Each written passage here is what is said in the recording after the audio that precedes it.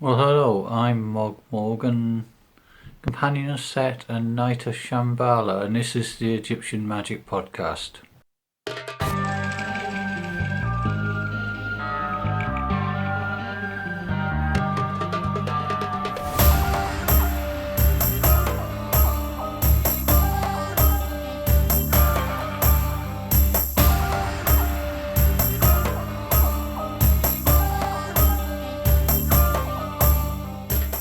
Today I'm going to talk about a type of book called the Underworld books, books of the Underworld, specifically focusing a little bit on the Book of Gates. First, though, I wanted to kind of mention something called the Corpus Hermeticum, which is another collection of books to do with magic, which I'll probably make the subject of its own recording at some point because it's quite an important subject. But I just wanted to mention a little bit about them. That this collection of books written in Egypt towards what you would call the twilight of the Egyptian pharaonic culture, the magic culture. The Renaissance classical scholar known as Merrick Casaubon, he dismissed the idea that these were the work of a priest or a demigod called Thoth, which is how they're kind of badged, if you like. He correctly recognised their provenance to be late Roman Egypt, not ancient Egypt, but classical Egypt. And for many people that was a kind of debunking, but it isn't really a debunking. This vital time adds greatly to their meaning and significance, in my opinion. They're the last testament of Egypt, written which was increasingly caught in the triple net of Christianity, the Roman Empire and Islam.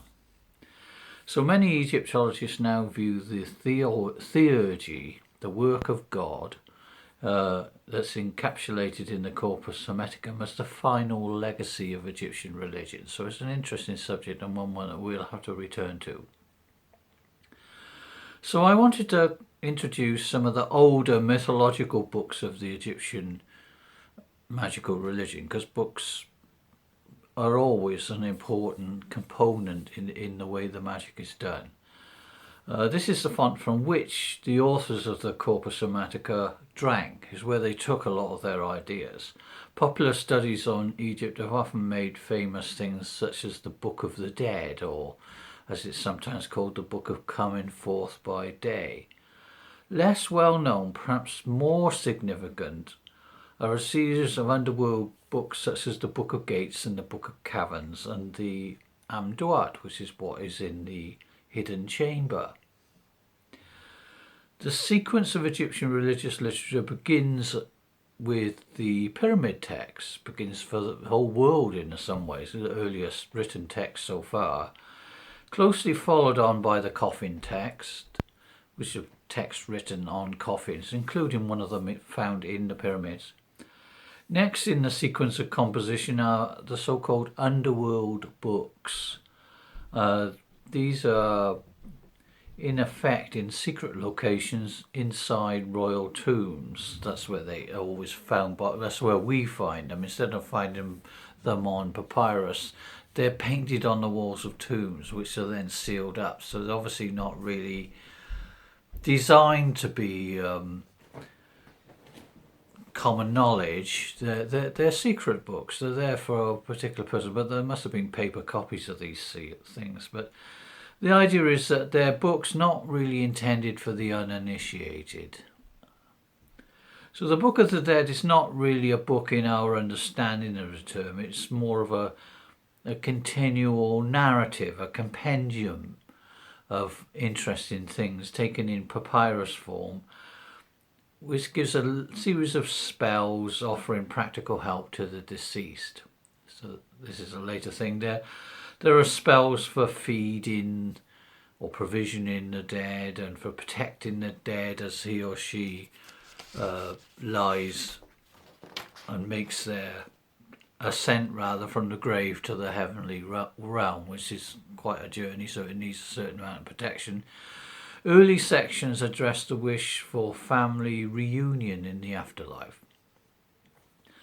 And the deceased begins their journey at dawn and reaches heaven in several distinct steps. According to that book, one of these steps is the compulsory appearance and judgment before the god Osiris. The Underworld books present an occult counterpart to the above. Right? The Underworld books are slightly different to what I just described from the Book of the Dead. They are coherent, illustrated books charting mysteries such as the fate of the sun at midnight. The Egyptologist Eric Hornan describes them as a religious phenomena founded in the resurgent kingdom, the New Kingdom, which is new in about 1600 BCE, before the Common Era, so quite old. These compositions have titles such as the Book of Caverns, the Book of the Earth, the Book of Gates, the Book of What is in the Netherworld. It's all of them have this new sensibility, a new religious sensibility, really. It's very interesting to us. Copies of these books, as I say, were painted on the famous tombs of various New Kingdom pharaohs or kings, and the fine examples are found in the tomb of Seti I in the Valley of the Kings, and the entire Book of Gates is carved onto his wonderful alabaster sarcophagus coffin, currently displayed in London at the John Soanes Museum. Another example, the Book of Caverns, is carved on the walls of his so-called mortuary temple, situated at Abydos, or the one situated at Abydos, because he's got a few of them. These locations lead one to deduce that they were protected from profane eyes. Jan Assmann says they are codifications of cosmological knowledge that belonged to the solar cult and constituted the basis of its successful practice. So it's all to do with the solar cult and the successful practice of its magical techniques.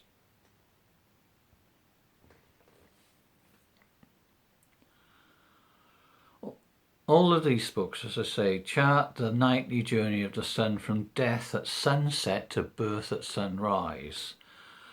And the sun's journey is also the odyssey of the human soul.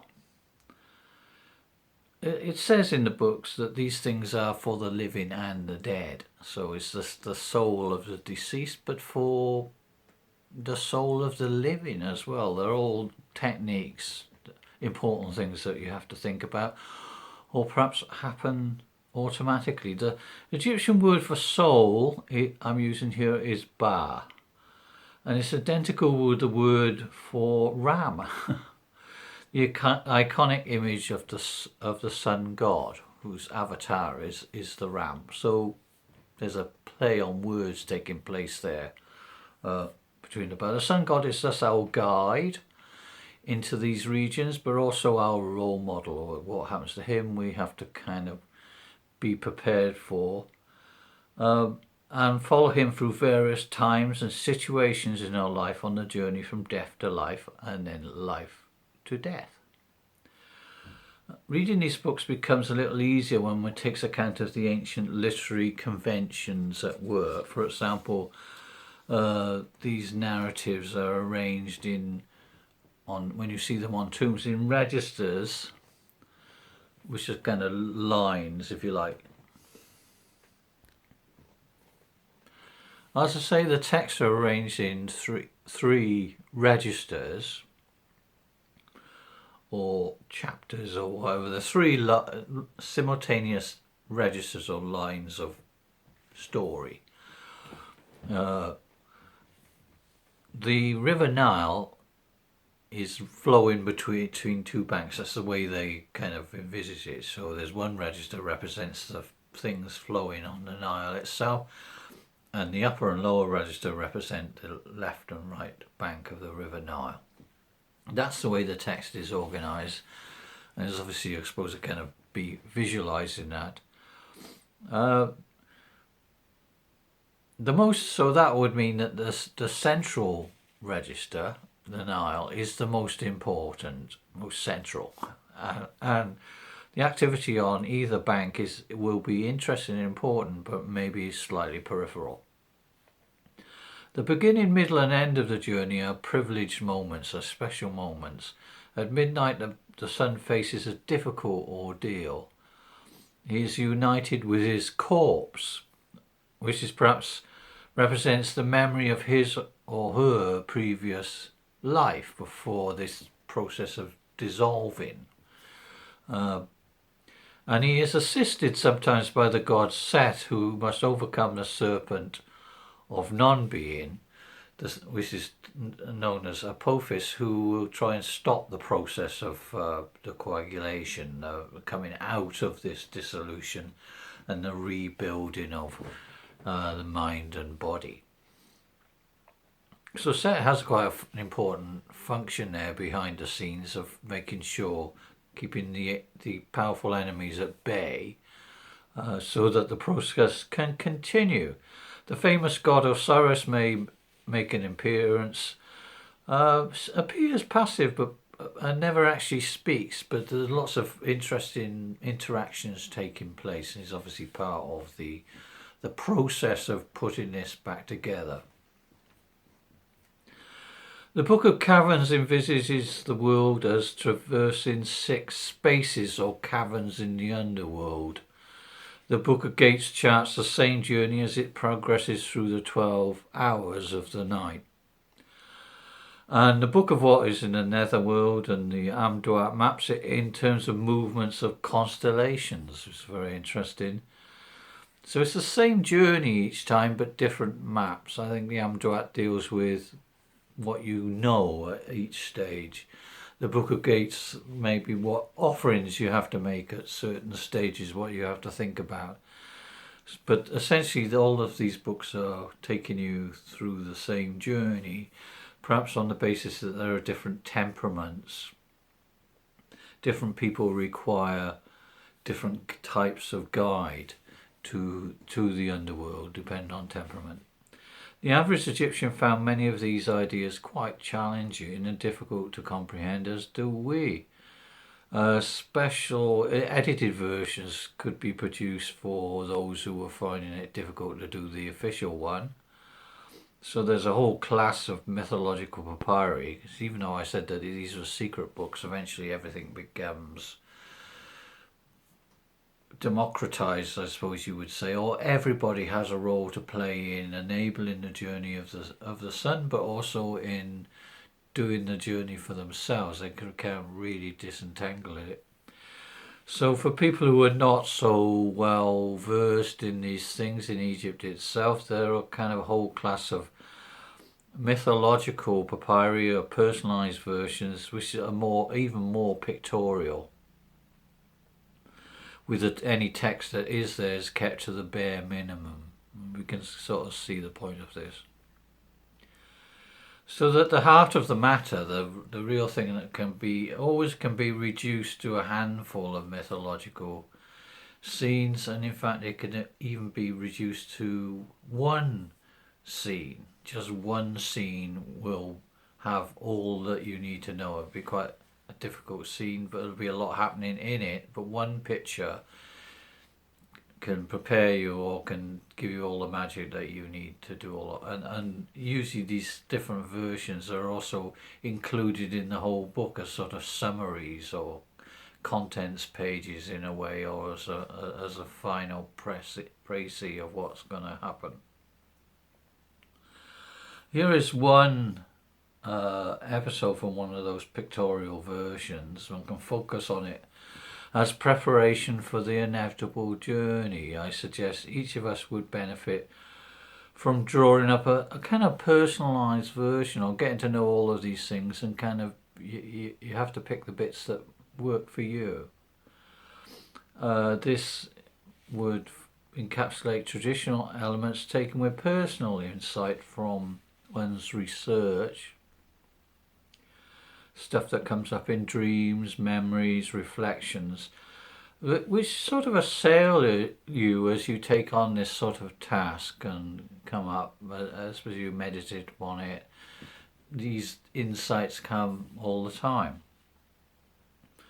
The section of Egyptian liturgy below includes, I should say that I'm reading in the book, my own kind of version of the Book of Gates, which is based on the original, but I kind of put it in my own words, because sometimes some of the Egyptian things written so many thousands of years ago, you need to sort of kind of work around them a little bit to make them make sense to you. Mostly they do. I did suggest that one way of doing this was to... It's the kind of meditation that you might do on a special twilight, like a solstice, as part of all the ritual things you're doing, or you could make a ritual just out of the book. The book itself has a sort of ritual quality to it, a sort of beginning and an end. And you might choose to, if you're keeping vigil during the night of, which is very appropriate sort of thing you might do towards dawn, when on, say, a solstice or something, to pace this reading at different, say, a bit each hour. You could divide however long you've got. If you've got 8 hours of darkness, you could divide that into 12, right? So you've got 40 minutes. So every 40 minutes or every 30 minutes or whatever, you read one of the hours, and that would be one way of giving it a kind of shape. The journey is envisaged as taking place from the mountains of the east to the west. And as I say, it's something achievable and done in life, as well as something that will play out at death. If the latter, then death, that is, it would be used during the long night before the funeral or cremation over the coffin of the deceased as a kind of night vigil,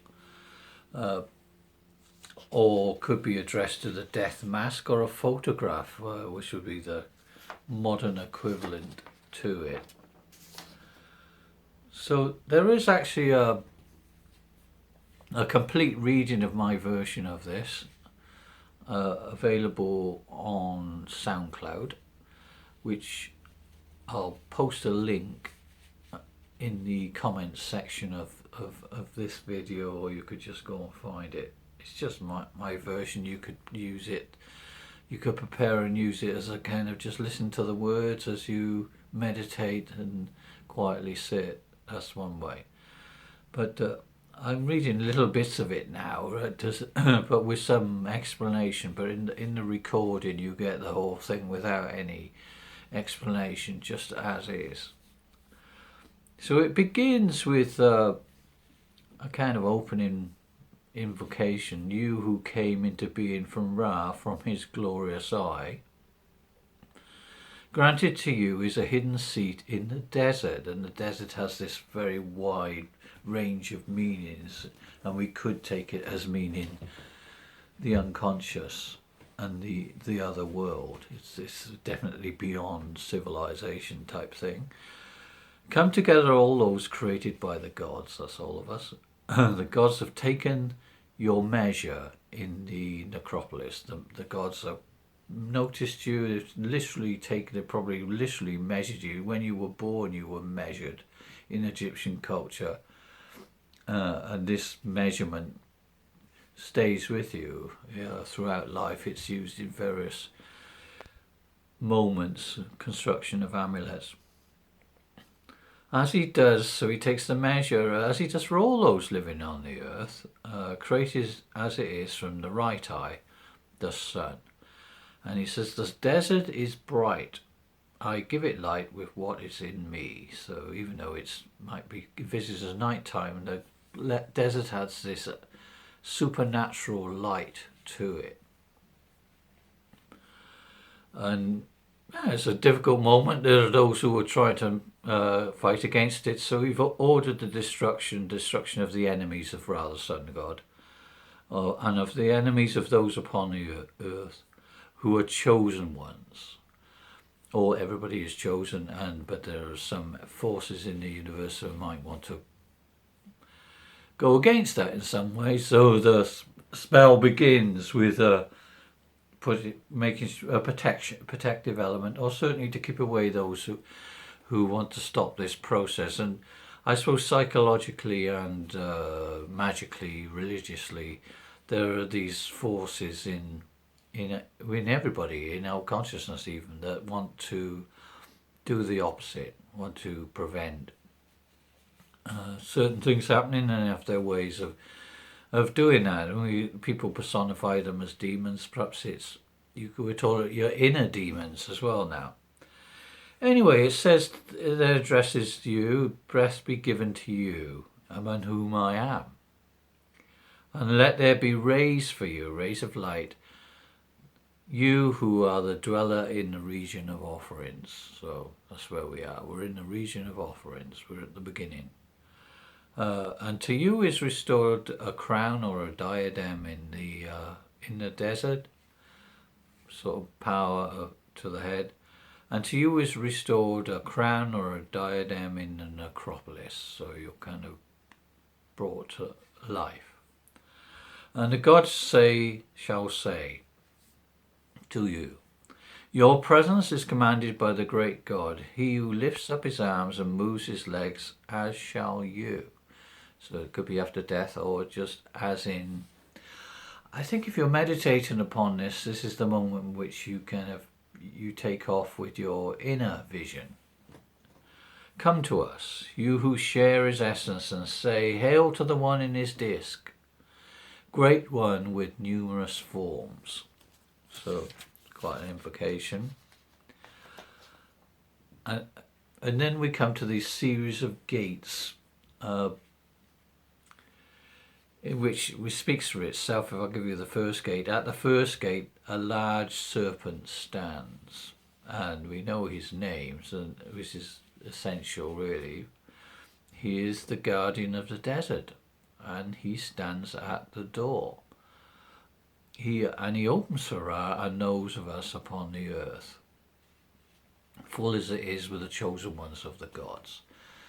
So the first encounter is with a serpent that has this role of guarding the door from those who are not allowed to enter, and acting as a gatekeeper and whatever. Serpents, it seems to be clear, there's so many serpents with these important functions, serpents and snakes within the Egyptian worldview, that it's almost like them. Before you go back far enough, that maybe there was some sort of cult of the serpent, as there are in other parts of the world. They have played so many functions, and they're used to describe an internal anatomy, even in all sorts of ways. There's sort of idea that we have these serpents inside us, and there are the real serpents, and there are kind of symbolic serpents. They play all sorts of incredible roles, although at another level they are quite scary, taboo, talismanic entities. Talismanic in the sense of whatever they are, they instinctively they have this. They get a reaction from us, instinctively, and this is built into our DNA. Almost. So the snakes are there, the serpent's there on the door, and you know the name. So you can speak in the place of the god, as if you were a god, from the prow of the sun boat, saying to the wise serpent, you speak a bit of common sense to them, because essentially it's standing there wondering, well, what do you want? You know it's called Guardian of the Desert, which is the Underworld, and you say, open the netherworld for Ra, open the door for the one of the horizon, the sun, because the hidden chamber which is in there is in darkness, waiting for him to create his forms anew. He's going to recreate himself in the hidden chamber, and this essentially is something that happens to us as well. in a sense, it happens on a lesser scale every night. We go to sleep and we wake up. This process of going to some sort of hidden chamber and consciousness springs back to life again, all of which is kind of mysterious. There's at another level, at a middle level, at the process of perhaps death and rebirth, which is being talked about here, the dissolution that takes place, the liquefaction, or literally takes place at death, and then the reversal of it.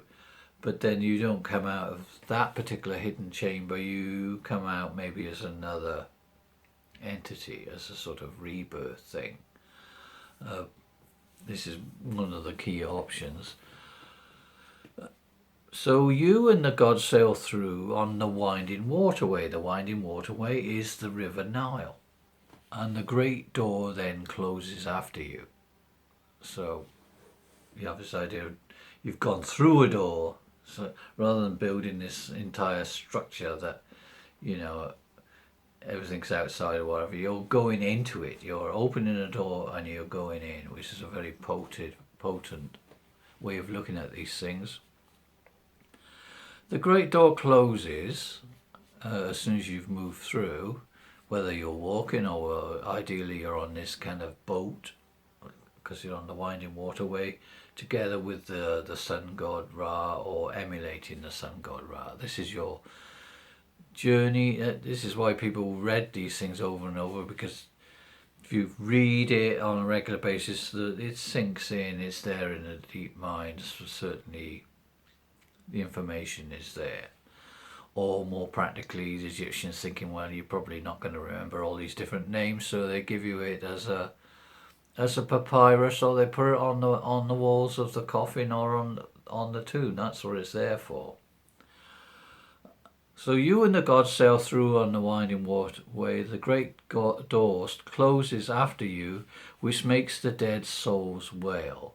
So every time a door is closed in this environment, there are these kind of souls, the dead souls that haven't made the journey, or are in one of the chambers maybe forever, or maybe they're trapped there, or maybe it's just a conceit in something. But there's the idea that these dead souls that are kind of there as the witness on the banks of the river, in a way, witnessing your transformation, your resurgence. And when the spectacle is finished and you move to the next stage and the door is closed, something has gone out of their world for a little while, right? For at least another 24 hours. The light has gone out of their world, the interest, the life has gone, the sunlight has gone, it's moved to the next chamber, and that feeling of the sun suddenly gone, like in an eclipse or something, makes them wail. It's quite a natural thing. And you move on. You're in the next stage. Having passed through the first gate, you're in the region of the second gate. Whereas, I say, sentiments drift, i.e. your head is all over the place. It's very, very confusing trying to get your head around that, and that's reflected in the story. You're floating in the hidden chamber in all this water at the second gate of the night, which is again guarded by a serpent, a wise one hopes, who is called the Encircler. He circles around, which is another important thing to notice in all these things. And you call to the serpent to open the gate, calling to the gods, for the one has arisen. You do it on behalf of Ra, really, who really needs to get through, but you're kind of identifying with this. He's arrived, so throw open the door. For those who are in heaven, hail, come, let them pass, let us travel, let us proceed on our journey to the west. Essentially, this is the way the whole book goes. I'll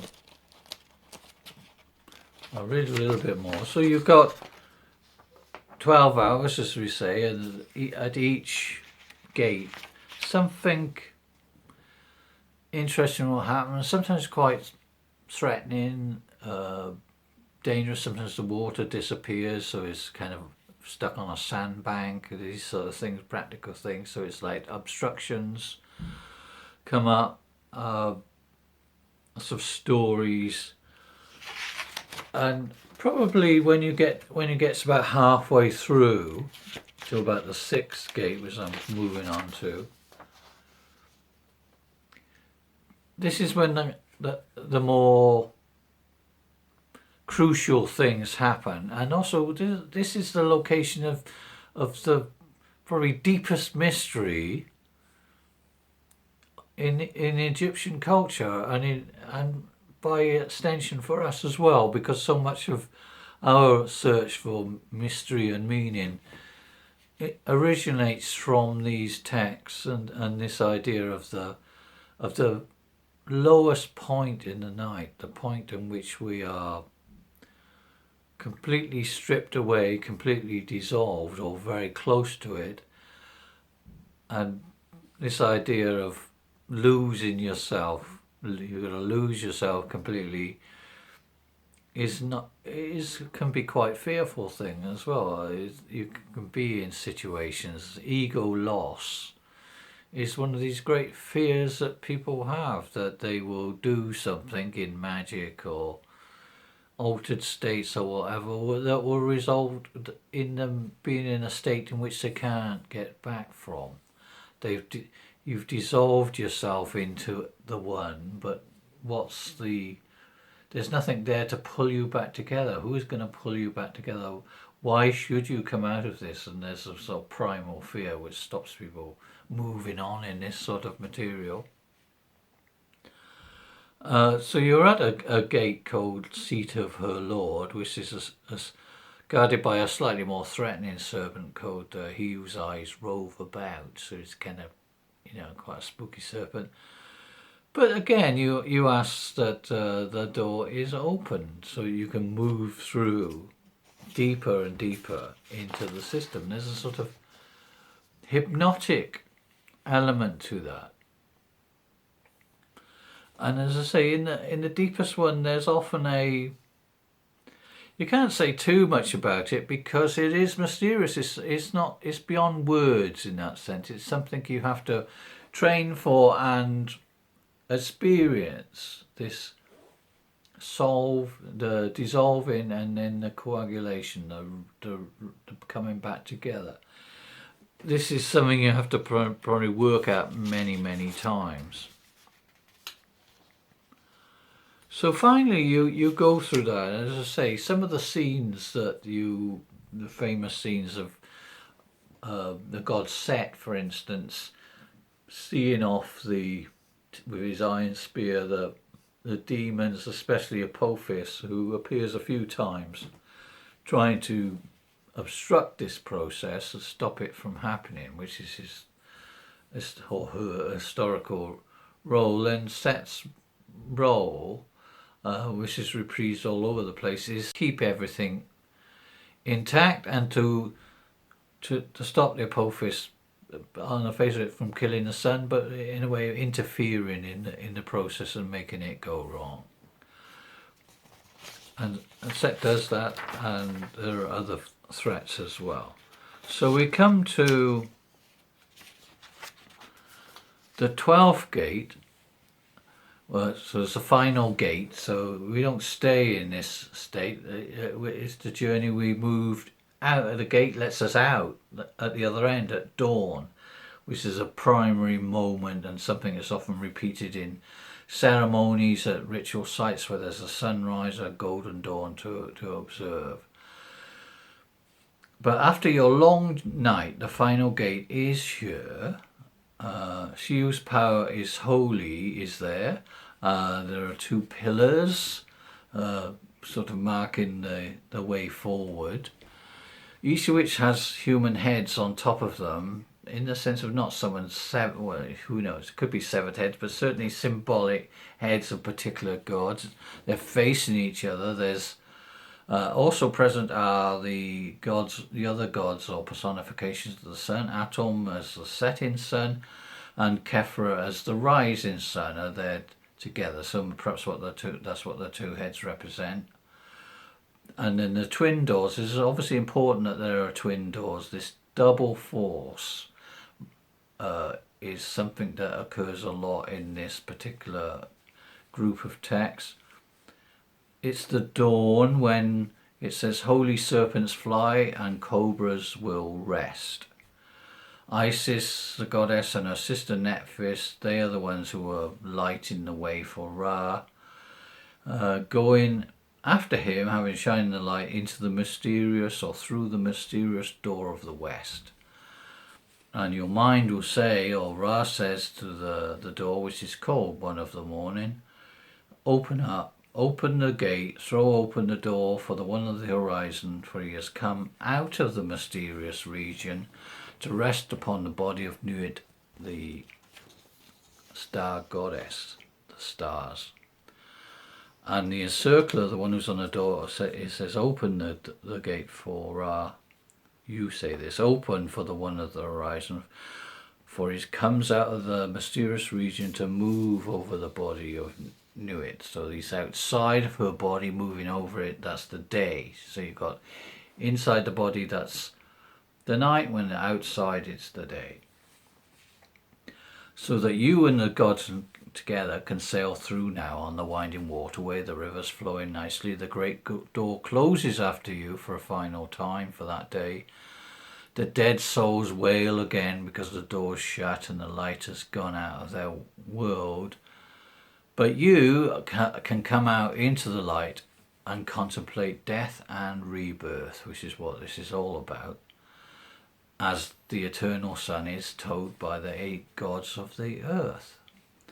So then you, on the sunboat of the morning, sailing into the morning light, you are in effect lifted above the abyss and the abysmal waters from which all life comes from, the chaotic waters at the beginning of time, which make a little surge as you come up to remind you of that they were there from the faraway world. Kefra is there, the sacred scarab beetle, carrying the sun up, and he's born through the eastern mountains as at dawn. Isis and Nephthys are there, supporting him. They all carry him up in the boat, if necessary, to the waiting goddess of the sky, which is Nuit, the star goddess, who stands above all of the earthly sphere, because she's in the sky, so that we come out of the whatever was old for us, the previous life, previous existence, or the old day, and into the new, and we're lifted up together, all of us, into her arms, who is the mother of the gods, Nuit, or Newt, the star goddess.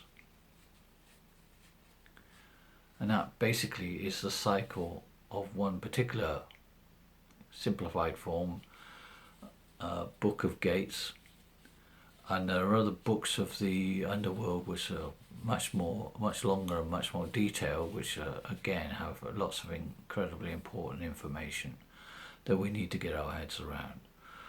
Okay, I hope you enjoy that. As I said, uncensored or a version of this is on SoundCloud, and there's a link to that which you can listen to for free in the comment section for this video. The version of text I use were Egyptian religious texts and representations by Alexander Piankov, who was an extremely eminent Egyptologist back in the day. I'm very grateful for his text, which I've rendered in my own way, which is probably a good idea. So thank you for listening, and may you enjoy many golden dawns.